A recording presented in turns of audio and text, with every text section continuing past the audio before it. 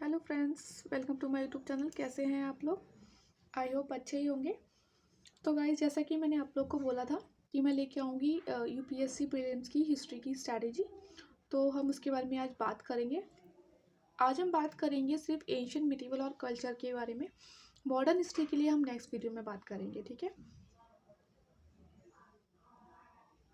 तो पहले हम देख लेते हैं कि कितने क्वेश्चंस आए हैं, कौन कौन से सब्जेक्ट से, कौन कौन से ईयर में, ठीक है। इससे पहले अगर आपने ये वीडियो लाइक नहीं किया हो तो प्लीज़ आप ये वीडियो लाइक कर दीजिएगा।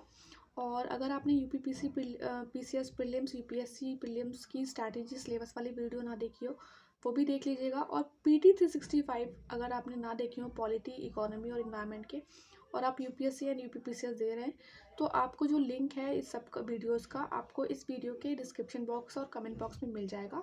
आप वहाँ से देख लीजिएगा और प्लीज़ आप इस वीडियो को लाइक कीजिएगा। तो देखिए, जो एंशियन हिस्ट्री है ना, उसमें टोटल 2017 में 14 क्वेश्चन आए थे, 2018 में 20 से 21। ये सारे टोटल क्वेश्चन हैं जितने आए हैं हिस्ट्री में।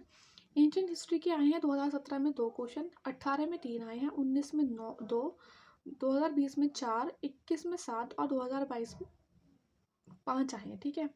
ये 2023 का डाटा है। इसमें आई थिंक आए हैं आपके 6 क्वेश्चन आए हैं आपके एंशियन हिस्ट्री से और 2 आए हैं मिडिवल हिस्ट्री से। टोटल 13 क्वेश्चन आए थे 2023 में।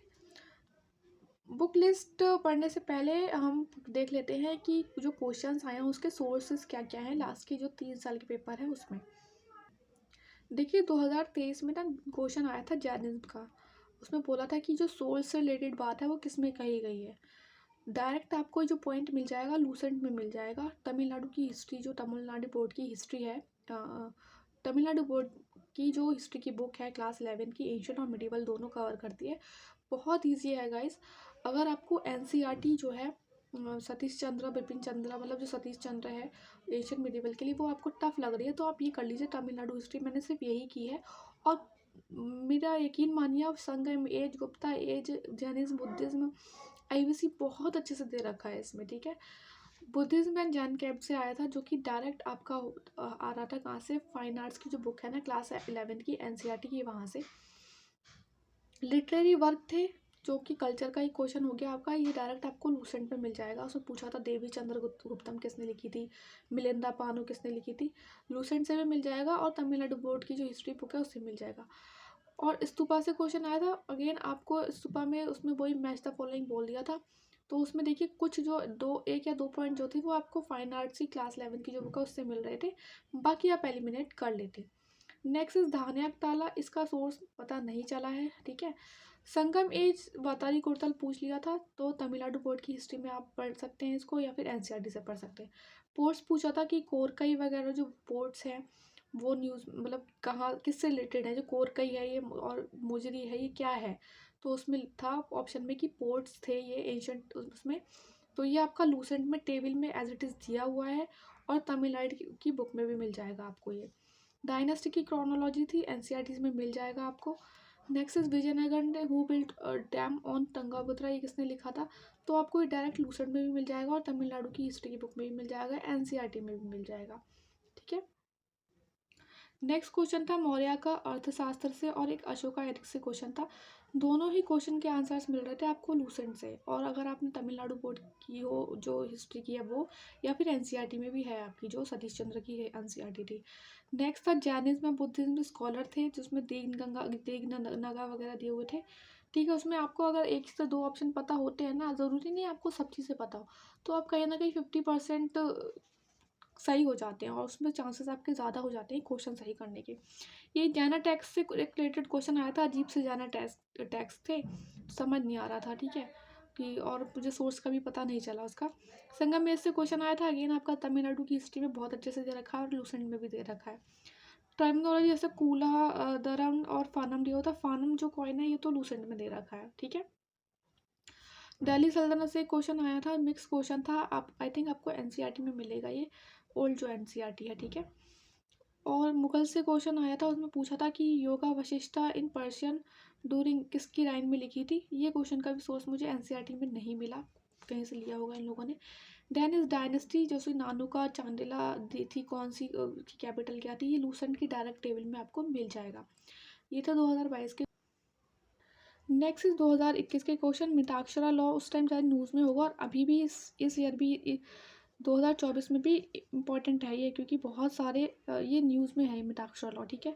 गणेश्वर भुजा हम जो है ये आपको मिल जाएगा क्वेश्चन। फाइन आर्ट्स में जो क्लास 11 था, डायरेक्ट क्वेश्चन है, वहाँ से उठाया इन लोगों ने। ठीक है। हर्षा जिससे रिलेटेड क्वेश्चन आया था हर्षवर्धन से, वो थोड़ा सा ट्रिकी था। ठीक है। तो जो जैसे ट्रिकी क्वेश्चंस होते हैं ना, वो उसमें आपको पूरी नॉलेज चाहिए होती है, या फिर आपको एलिमिनेशन टेक्निक इतनी अच्छी हो। ठीक है। एक आईबीसी से क्वेश्चन आया था, ढोलावीरी से डायरेक्ट क्वेश्चन था, जो है लूसेंट से में भी मिल जाएगा और आपको एनसीईआरटी में भी मिल जाएगा। 64 योगिनी टेम्पल जो अच्छा था वो न्यूज़ में था उस टाइम, और इसका जो एक दो लाइन आपको नितिन सिंघानिया की बुक है ना, वो उसमें वहाँ मिल जाएगी। अजंता की अगेन नितिन सिंघानिया में हो और एनसीईआरटी में है। ठीक है। पूछा था भावभूति हस्तीमाला क्या था, देखिए उसमें भावभूति पता था। तो अगर आपने अच्छे से जो है की होगी एनसीईआरटी तमिलनाडु की हिस्ट्री की, या फिर जो ओल्ड एनसीईआरटी है वो की होगी, आपने लूसेंट किया होगा, तो आपको वहाँ से थोड़ा सा क्लिक हो जाता। मुगल एम्पायर में मैंने आपको बताया लूसेंट में कुछ टेबल्स दी हुई हैं, उसमें एज इट इज़ क्वेश्चन दिया हुआ था, और ये एनसीईआरटी में भी है। विजयनगर से क्वेश्चन आया था, तो वो एनसीईआरटी का था, क्लास 11 सतीश चंद्र से था। ठीक है। और एक क्वेश्चन और आया था, उसमें ऑप्शंस में तुगलक के साथ दे दिया था। ट्रिकी था, एलिमिनेशन के द्वारा हो सकता था, और ये लूसेंट में भी दे रखा था और ओल्ड एनसीईआरटी में भी दे रखा था। अब हम इससे क्या कंक्लूजन निकालते हैं कि जो एंशंट और मिडिवल के लिए ना लूसेंट आपकी बहुत इंपॉर्टेंट रोल प्ले करती है, और तमिलनाडु बोर्ड की जो हिस्ट्री, अगर आपको थोड़ा इजी सोर्स चाहिए सतीश चंद्र से, जो ओल्ड एनसीईआरटी है उससे, तो आपको तमिलनाडु बोर्ड की हिस्ट्री कर लीजिए। ठीक है। आप तमिलनाडु बोर्ड क्लास 11 की जो बुक है उसमें एंशियंट मिडिवल कवर है दोनों में, और लूसेंट से टेबल्स कर लीजिए। ठीक है। या आप लोग कहेंगे तो ये देखिए मेरे नोट्स हैं, मैं आपको ये करा दूंगी। 10 से 12 लेक्चर्स होंगे, 15-15 20-20 मिनट के। ठीक है। ये देखिए आईबीसी हो गया पूरा, और आईबीसी से काफ़ी क्वेश्चंस आते हैं। आर्ट एंड कल्चर हो गया, ऋग्वेदिक हो गया। ठीक है। ऋग्वेदिक हो गया, ये क्या है, बुद्धिज्म हो गया। एक्चुअली इसमें थोड़ा सा जब मैंने बाइंड अप कराए थे ना नोट्स, आगे पीछे अरेंज हो गए थे थोड़ा सा। तो देखिए ये जैनिज्म है पूरा, इसमें से क्वेश्चन मैंने सब, इसमें सब कुछ लूसेंट तमिलनाडु हिस्ट्री सब, मतलब जितना भी अपना पूरा नॉलेज है सब इन नोट्स में लगा के रखा हुआ है। अगर आप लोग बोलेंगे तो मैं ये करा दूंगी लेक्चर्स, बट आप लोग मुझे इस वीडियो के कमेंट सेक्शन में मैसेज कीजिएगा। ये मौर्य मौर्य एम्पायर दिया, मौर्य से भी काफ़ी क्वेश्चन आते हैं। संगम एज मैंने तमिलनाडु की हिस्ट्री और जो है लूसेंट दोनों से कवर किया हुआ है। ठीक है। बहुत अच्छे से कवर किया हुआ है। देखिए कोरकई जो आया था ना पिछली बार एग्जाम में, क्वेश्चन यहीं से डायरेक्ट क्वेश्चन था। गुप्ता एज हो गया। मिडिएवल हिस्ट्री में चोलाज हो गया, चोलाज बहुत इंपॉर्टेंट है आपका। देखिए एग्जाम में क्वेश्चन आया था ना कि तुंगभद्रा जो डैम था वो किसने बनवाया था, डैम देवदाया ने बनवाया था। भक्ति और सूफी मूवमेंट से बहुत ज़्यादा क्वेश्चन आते हैं, यूपीपीसीएस में भी आते हैं और यूपीएससी में भी आते हैं। देखिए थोड़ा सा ना, थोड़ा सा हौच पौच है नोट्स, जब मैं आपको पढ़ाऊँगी तो आप, मैं जो बोल रही हूँ उस पर ध्यान दीजिएगा। ठीक है। अच्छे से भक्ति मूवमेंट हो गया, ये सूफी मूवमेंट हो गया, दिल्ली सल्तनत नोट्स हैं, मुगल्स के नोट्स हैं। तो ये सारे मैंने एक ही बार में नोट्स बना लिए थे ताकि बार बार मेहनत ना करनी पड़े। अब कोई भी एग्ज़ाम आता है मैं सिर्फ यही रिवाइज करती हूँ। देखिए इस सबसे हमने कंक्लूजन क्या निकाला कि जो मोस्ट इम्पॉर्टेंट टॉपिक्स हैं एंशिएंट और मिडिवल के, वो है Indian Indus valley civilisation, Buddhism और जैनिज्म में। देख लीजिए आप कितने ज़्यादा क्वेश्चन आए हैं 2023 में, करीब तो तीन क्वेश्चन आए हैं बुद्धिज्म और जैनिज्म से, 3 से 4। टर्मिनोलॉजीज जो इंपॉर्टेंट है। ठीक है। जब आप टेस्ट सीरीज वगैरह लगाएं ना, तो टर्मिनोलॉजीज अलग से नोट कर लीजिए। ठीक है। क्रोनोलॉजी रूलर्स की, Gupta empire, Sangam age, Bhakti and Sufi, Vijayanagara empire important है, दिल्ली सल्तनत, मुगल अम्पायर।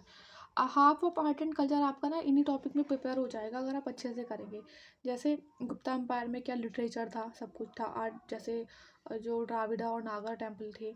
विजयनगर अम्पायर में हो जाएगा दिल्ली सल्तनत में किसने क्या बनवाया था। मुगल अम्पायर में ठीक है, किसने क्या बनवाया था, जैसे ताजमहल वगैरह हो गया वो। फिर आ जाता है आपका और कुछ टॉपिक्स है, जैसे स्कूल ऑफ थॉट्स जो फिलॉसफी है वो, dance, music, folk art, famous festival, temple, architecture. ये आप फाइन आर्ट्स की जो बुक है क्लास 11 की, या तो उससे कुछ टॉपिक आपके कवर हो जाएंगे। और अगर आप ज़्यादा डिटेल में पढ़ना चाहें तो नितिन सिंघानिया की बुक है, उसके ना कुछ ये जो है सेलेक्टेड टॉपिक ही कीजिएगा, आपको ऑनलाइन भी मिल जाएंगे, जो लेक्चर्स हैं यूट्यूब पे मिल जाएंगे। सेलेक्टेड टॉपिक ही कर लीजिए, क्योंकि जो डांस है और फेस्टिवल वगैरह है ना, वो करंट ज़्यादा आते हैं, कुछ जो करंट 5-6 महीने में हो रखे होते हैं स्टेट्स में, वो आते हैं। देखिए, मैंने बताया आपको नितिन संघानिया में ये कुछ टॉपिक्स हैं जो आप अच्छे से, बुद्धिज्म जैनिज्म भी कर लीजिएगा उससे, और गुप्ता की art and literature. Selective topic करनी है सिर्फ और सिर्फ, बहुत ज़्यादा, क्योंकि बहुत मोटी बुक होती है वो। बस इतने कर लीजिए अगर आप करना चाहें तो, ठीक है। वरना एनसीईआरटी की फाइन आर्ट्स की बुक है, उसमें बहुत सी चीज़ें कवर हो जाएंगी, और एनसीईआरटी पे ही ज़्यादा फोकस करता है यूपीएससी, इसीलिए। तो बस। और पीवाईक्यू तो देखिए ज़रूर लगाना है, पीवाईक्यू के लिए ना आप ये वाली बुक ले लीजिएगा, मैं बताती हूँ आपको। मैं आपको लिंक शेयर कर दूंगी उस बुक का, ठीक है। बुक आप ऐसे लीजिए पीवाईक्यू, जिसमें पहले क्वेश्चन दे रखे हो, बाद में पीछे एक्सप्लेनेशन दे रखा हो, ऐसा नहीं हो क्वेश्चन नीचे आंसर, तो उसमें सही नहीं रहता। थोड़ा प्रैक्टिस फॉर्मेट में लीजिए, लास्ट के 20 से 25 साल के क्वेश्चन, बस। इससे आगे करने की कोई ज़रूरत नहीं है, ठीक है। आपके सिर्फ आप अगर एक सोर्स भी कर लेंगे ना, कोई सा भी, जैसे कि एशियन मिडिवल के लिए आपने तमिलनाडु की बुक कर ली, तो आपका 50% क्वेश्चन कवर हो जाएंगे, और लूसेंट कर ली उसके साथ मिला के, तब तो 70% क्वेश्चन कवर हो जाएंगे एग्जाम में एंशियंट मिडिवल और कल्चर से, ठीक है। प्लस पीवाईक्यू को मिला के, पीवाईक्यू तो वाइबल है, पीवाईक्यू बिल्कुल मिस मत करना, ठीक है। लास्ट के 25 साल में आई थिंक जो है पीवाईक्यू के एशियट के पूछे गए हैं, एंशियंट के पूछे गए हैं, एटलीस्ट आपके जो है 100 120 क्वेश्चन पूछे गए दोनों में, एंशियंट मिडिवल में लगभग लगभग। तो 100, मतलब आप 250 क्वेश्चन लगा लेंगे एंशियंट मिडिवल के, जो है जैसे यूपीएससी पूछ रहा है, तो उससे आपको काफ़ी ज़्यादा कॉन्फिडेंस मिल जाएगा, और रिपीट होने के चांसेस बहुत रह जाते हैं, ठीक है। तो ये स्ट्रैटेजी थी, आई होप आपको पसंद आई होगी। प्लीज़ प्लीज़ प्लीज़ हमारी वीडियो को लाइक कीजिएगा, अगर आपको पसंद आए अपने दोस्तों के साथ शेयर कीजिएगा, और हमारा टेलीग्राम चैनल ज्वाइन कीजिएगा, और इस वीडियो को लाइक कीजिएगा। Thank you.